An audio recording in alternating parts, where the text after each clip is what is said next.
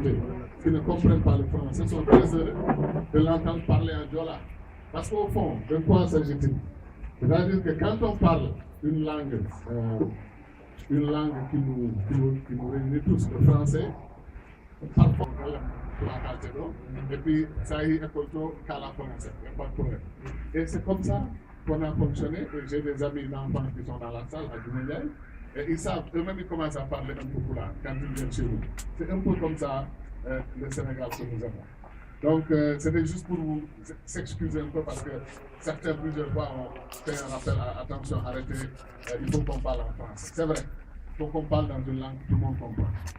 Au Sénégal, quand quelqu'un crée un parti, on ne dira jamais, ah mais vous savez, c'est un Wolof qui a créé un parti Wolof. Mais dès que c'est un Halpulaar, vous voyez, c'est un parti Halpulaar. C'est un parti de Djibouti. C'est pas vrai. L'Union Jotna est clairement un parti national sénégalais, implanté dans les 45 départements du pays.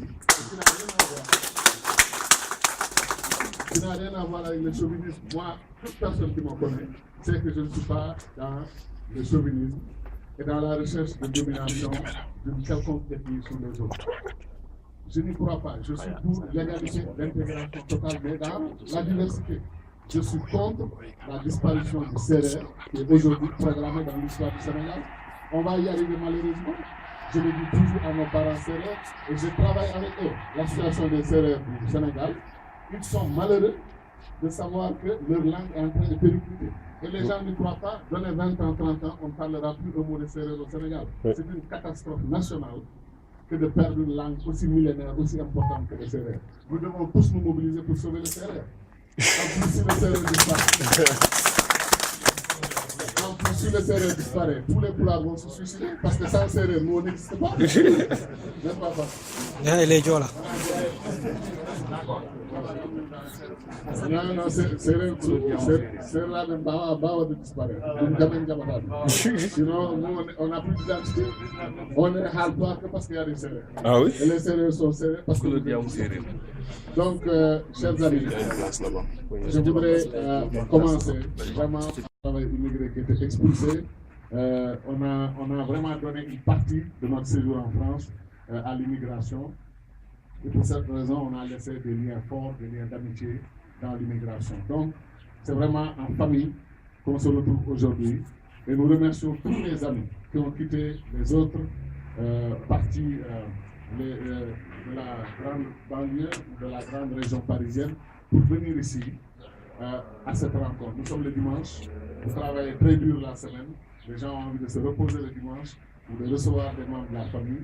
Et vous avez renoncé à tout cela pour venir rencontrer un compatriote et discuter avec nous. Nous vous remercions infiniment et nous vous remercions du fond du cœur et c'est sincère. Voilà.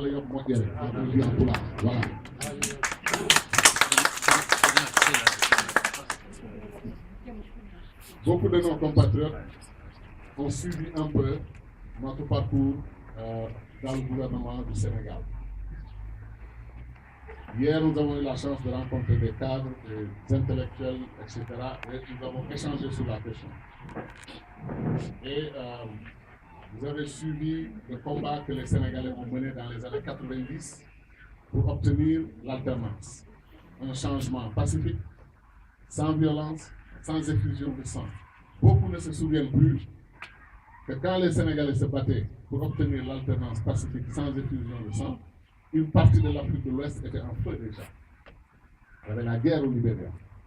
Des pays étaient en train d'être détruits. Des mercenaires faisaient le tour de l'Afrique de l'Ouest pour régler la question du pouvoir. Précisément parce que nous avons eu le malheur depuis l'indépendance d'avoir des dirigeants qui ont posé problème à l'Afrique dans leur comportement et des dirigeants qui ont voulu rester au pouvoir éternellement, qui ont bloqué l'alternance.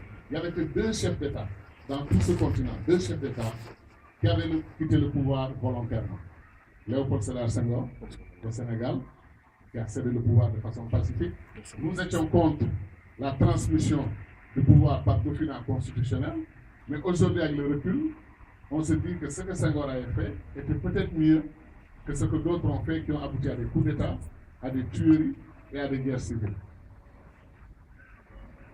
Amadou Ahidjo, au Cameroun, a eu aussi le grand courage de quitter le pouvoir Et les gens félicitaient des Africains qui quittaient le pouvoir après 24 ans. Les gens trouvaient qu'ils étaient courageux.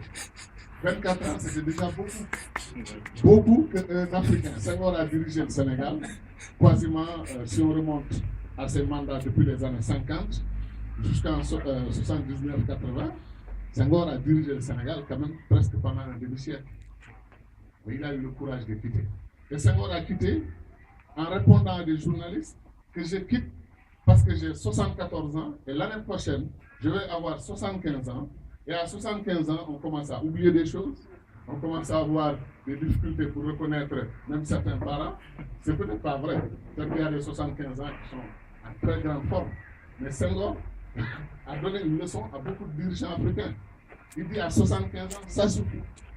Je ne peux plus diriger le Sénégal. Aujourd'hui, nous avons un président pour qui nous avons beaucoup de respect. Nous sommes africains. Nous ne dirons jamais quelque chose de mauvais contre le président Abdoulaye Wade. D'abord parce qu'on a eu un parcours ensemble, que j'expliquerai tout de suite, mais surtout parce que nous sommes des Africains. Et parce que nous sommes des Africains, il y a des choses que nous ne disons pas sur une personne âgée. Nous respectons les personnes âgées. Mais vouloir à 88 ans se présenter en 2012 devant les Sénégalais pour un troisième mandat que tous les Sénégalais savent illégal. Et le premier Sénégalais qui a dénoncé un troisième mandat s'appelle Abdoulaye Wade.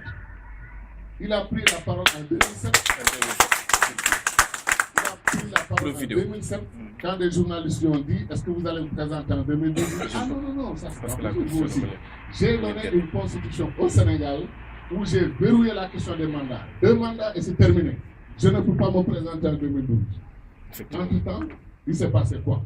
Qu'est-ce qui s'est passé qui a changé la mentalité et l'engagement du président à respecter le fait que 2 mandats, ça suffit?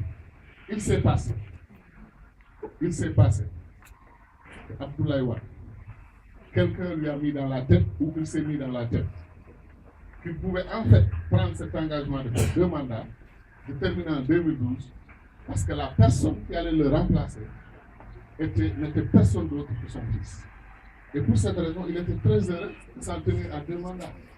Mais malheureusement pour lui et son projet, les Sénégalais en 2009, lors des élections locales, municipales, etc., au Sénégal, ont compris qu'en affrétant 3 avions pour aller à Boyinadji, tenez-vous bien, 3 avions pour aller à Boyinadji, dépenser des millions, voire des milliards pour une simple campagne municipale, les Sénégalais ont compris effectivement que ce qui se murmurait commençait à prendre forme et que Abdoulaye Wade avait le projet de dévolution dynastique du pouvoir à son fils.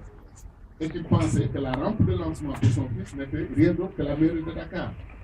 Donc, avec les astuces habituelles, le gosse a été mis en 3e ou 4e position dans la liste, mais les Sénégalais ont compris et ils ont donné une leçon de refus du projet dynastique en infligeant une défaite honteuse au projet, en rejetant le fils jusque dans son bureau de vote. C'est-à-dire, quand on ne peut pas gagner son bureau de vote, comment est-ce qu'on peut diriger un pays? Quand on ne peut pas gagner son centre de vote, comment on peut diriger son propre quartier? On n'arrive pas à le gagner, comment on peut diriger? Et ce qui est arrivé, et qui en grande partie aussi explique ma rupture avec le président Wade, bien que depuis 2007, nous avons accumulé un certain nombre de divergences sur lesquelles, peut-être, si l'histoire le permet un jour, je le dirai, mais j'ai dit aux Sénégalais que je ne vais pas entrer dans le détail de révélations de secrets d'État, de conversations intellectuelles. Je ne veux pas le faire. Jusqu'au moment où ils feront ce qu'ils ne doivent pas faire, et je ferai malheureusement ce que je dois faire, qui consiste à dire la vérité aux Sénégalais sur certaines questions. Mais, en 2009, ce qui s'est passé, c'est qu'Abdoulaye Wade, un grand homme politique, je vous offre mon fils, vous refusez, vous allez voir ce que je vais faire. Il nomme son fils dans le gouvernement et lui donne 4 ministères. On n'a jamais vu ça dans l'histoire du Sénégal. Senghor, nous ne connaissons pas ses enfants. Il était pourtant un grand président. Abdou Diouf, 5 enfants aussi, je ne sais même pas le nombre d'enfants. Je n'ai connu qu'un fils d'Abdou Diouf, c'est Habib, et je l'ai connu il y a 5 ou 6 ans. Quand son père était président, je ne l'ai jamais vu. Pourquoi? Diouf ne les cachait pas. Mais Diouf avait compris qu'il y a l'État, il y a la famille, il y a les affaires de l'État, il y a les affaires de la famille. Et malheureusement, ça s'est perdu au Sénégal. Parce que le drame du Sénégal aujourd'hui, c'est que quand les affaires de notre pays sont traitées autour d'une table à manger entre un père, sa femme et ses enfants, le Sénégal devient un État privatisé. Un État au service d'une famille, d'un clan, et ne plus au service de tous les Sénégalais. Et c'est ce qui amène tous les grands problèmes que nous avons aujourd'hui. Comment un Sénégalais?